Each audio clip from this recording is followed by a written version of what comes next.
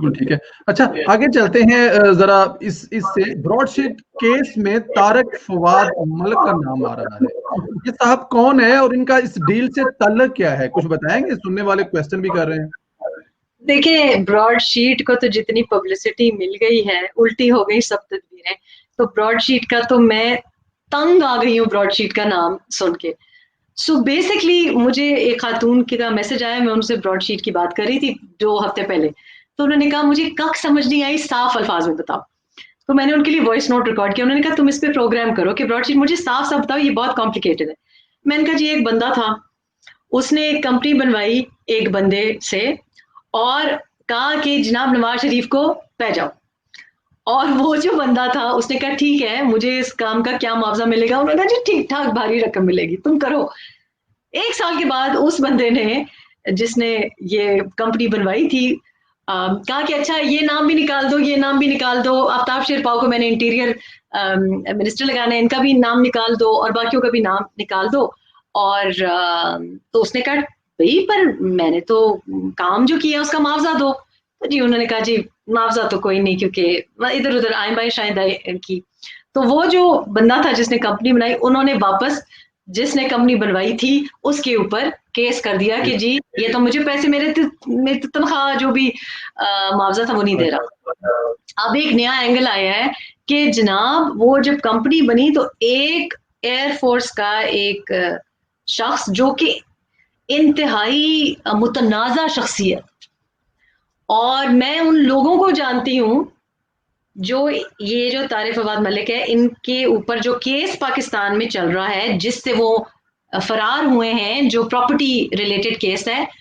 और अजीब इत्तेफाक है कि मैं अपने लिए कहीं जमीन ले रही थी तो मुझे डीलर ने कहा कि जी मेरा तो बड़ा नुकसान कर गया, और एक इस बंदे का नाम लिया। तो मैंने जब ब्रॉडशीट में इसका नाम देखा, मैंने कहा एक बंदा, मैं नाम इसका। अब वो शख्स, इंटरेस्टिंग बात यह है कि तारिक फवाद मलिक साहब को कहा गया कि ये कंपनी को हैंडल करें। अच्छा, उस बंदे के ऊपर खुद फ्रॉड केस खोला हुआ है पाकिस्तानी अथॉरिटीज ने, और जब फ्रॉड केस खोला हुआ है उसके ऊपर खुद तहकीकात कर रहे हैं, उसको मुआवजे पे मुआवजे देते जा रहे हैं। और वो जनाब, तो बेसिकली ये जितना हम इसके अंदर घुसेंगे, और एक अब इनके लिए बहुत ज्यादा एक शर्मनाक चीजें निकल रही हैं। और मुझे तो समझ नहीं आ रही कि ये, इसमें सबसे ज्यादा जो एम्बेरसमेंट हो रही है वो जर्नैलों के नाम आ रहे हैं, वो हमारे इदारों के नाम आ रहे हैं, वो हमारे जिनका ताल्लुक वर्दी से उनके नाम आ रहे हैं। और अब मुझे ये ख्याल आ रहा है कि ये जानबूझ के क्यों किया जा रहा है।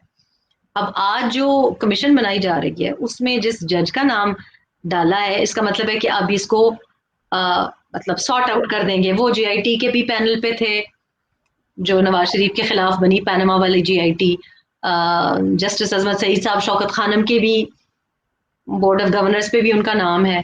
उसके अलावा जनाब वो नैब के डेप्यूटी प्रोसिक्यूटर थे 2001 में, यानी कि वो उसी नैब के साथ जिन सालों में ये नैब मुतनाज़ हुई उसी वक्त वहां डेप्यूटी प्रोसिक्यूटर थे, और उन्हीं को उसके ऊपर कमीशन पे तहकीकात के लिए और शफाफियत के लिए लगाया गया है।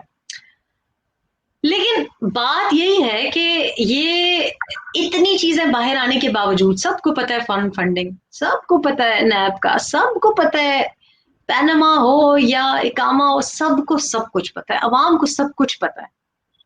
लेकिन अगेन, अगर आपको लगता है कि किसी को जरा सी भी शर्म आ जाएगी, जरा सी भी शर्म आ जाएगी, तो मैं आपको दोबारा रिमाइंड करती हूँ कि अगर शर्म आती तो परवेज मुशर्रफ साहब बाहर आराम से ना रह रहे होते और 2018 का इलेक्शन इस तरह चोरी ना हुआ होता।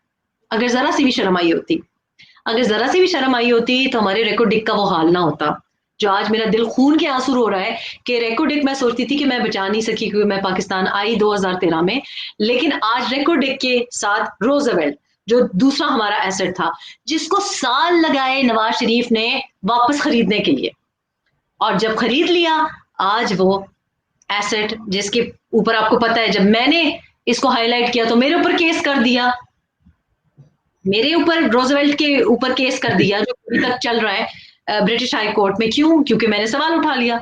और यहाँ वो रोजवेल्ट रोजवेल्ट रेको डेक, मतलब कौन कौन से आप सोचें, ये इनसे कोई पूछे कि ये इतनी ब्रॉड शीट को कभी एक को पैसे देते हैं, कभी दूसरे को पैसे देते हैं। अब और निकल रहा है कि जी तारिक फवाद मलिक साहब ने भी बड़े इसमें दिहाड़ी लगाई हुई है। की है जी।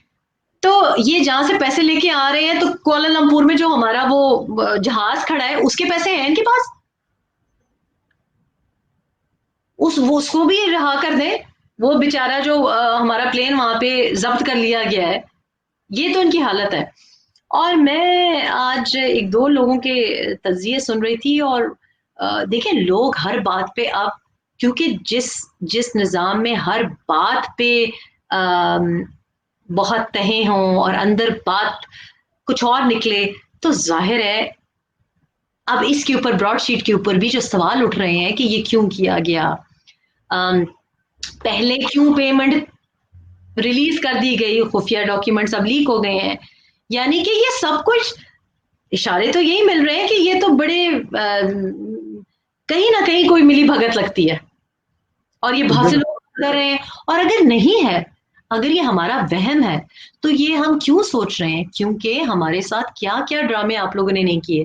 तो अब अगर आप सही काम भी करेंगे, तो हम तो शक की निगाह से देखेंगे। इसीलिए कह रहे हैं कि फंड फंडिंग में अगर आपके पास कुछ नहीं है छुपाने को, तो आ जाए, 100 बिस्मिल्लाह।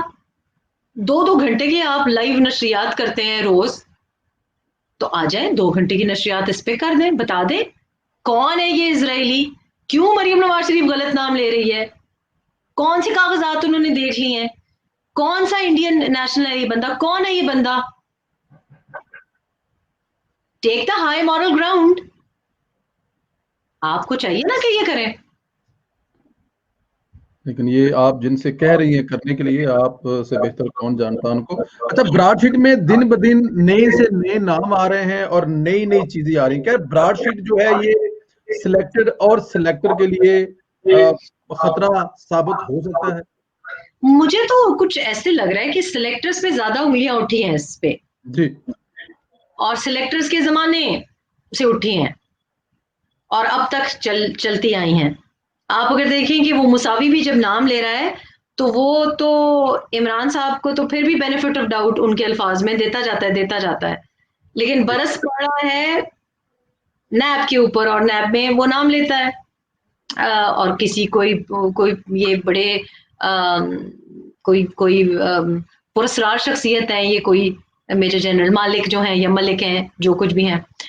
तो ये तो मुझे लग रहा है कि हमारे सिलेक्टर्स क्या अफोर्ड करते हैं कि पहले उन पे सिलेक्टर्स का नाम लगा, इमरान खान के अबू होने का नाम लगा, उसके बाद क्या क्या पापा जॉन्स की वजह से शर्मिंदगी उठानी पड़ी।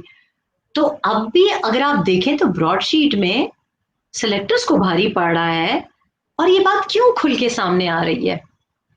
मैं तो I find that very curious कि क्या सिलेक्टर्स को जानबूझ के, मतलब इसमें इन्वॉल्व किया जा रहा है, उठाया जा रहा है। मतलब इन्वॉल्व तो वो हैं, उनको क्या इन्वॉल्व करेंगे, लेकिन ये बात जिस तरह से की गई है, क्योंकि नवाज शरीफ ने तो ट्वीट नहीं की, इमरान खान ने ट्वीट की।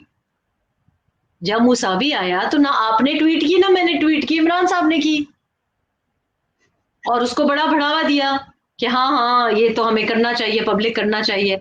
और जब से ये चीजें पब्लिक हो गई हैं, तो इसमें नवाज शरीफ को तो कोई नुकसान नहीं हुआ, नवाज शरीफ को तो कोई नुकसान नहीं हुआ। लेकिन नुकसान सबसे ज्यादा किसको हो रहा है? आर्मी के दायरे को हो रहा है ना, नदारे को हो रहा है, बिल्कुल। आ रहे हैं।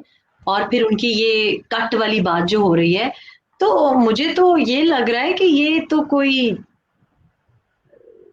बड़ी प्लान्ड तरीके से ये हुआ है। हाँ बिल्कुल, इसमें इसमें अदारे से लेके पाकिस्तान से लेके जिस तरह से दिन ब दिन खोलते जा रहे हैं, खोलते जा रहे हैं, इसमें तो कोई शक नहीं है। अच्छा, जहां भी ब्रॉडशीट स्कैंडल में चेयरमैन नैब को तलब करने की बात